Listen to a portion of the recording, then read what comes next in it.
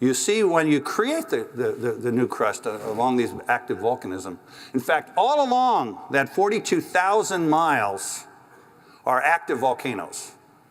There are tens of thousands of active volcanoes, and we've yet to tap their energy. 1,200 degrees centigrade on 1,000 meters down.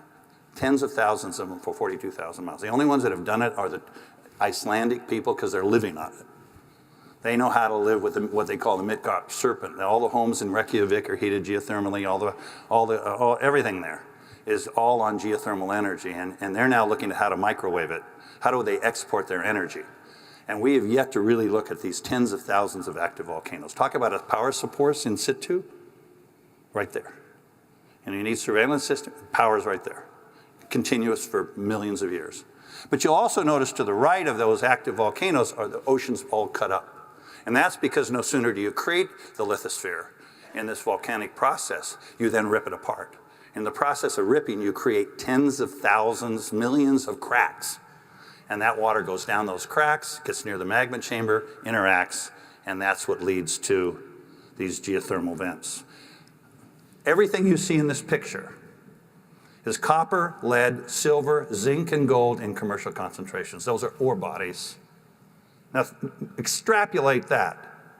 All along that 42,000 miles, you are creating ore bodies, okay? But remember, I got to back up a little more.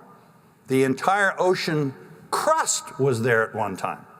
So 71% of the planet was created at the mid-ocean ridge where ore bodies were deposited.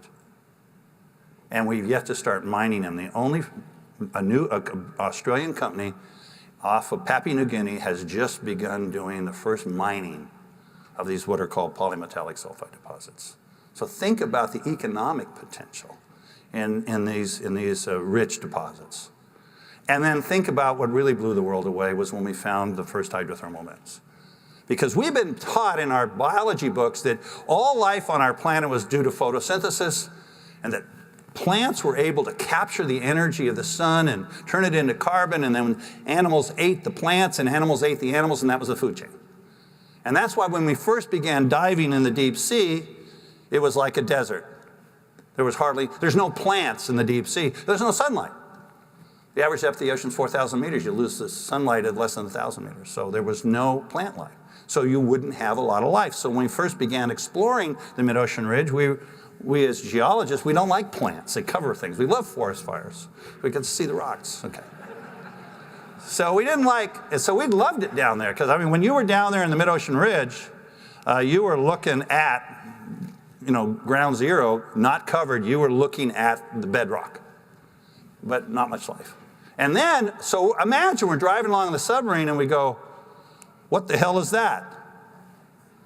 Giant worms, 10 feet tall, had human-like blood in them. Each worm had about a pint of human-like blood. And around them were these clams, giant clams, but they looked like a clam until you opened them up. They didn't look like a clam at all. In fact, when you dissected them, they had no internal organs. They didn't have the anatomy of a clam. Looked like a clam, but when you open it up, it wasn't. And it was on bedrock. When I go clam digging, I dig in mud.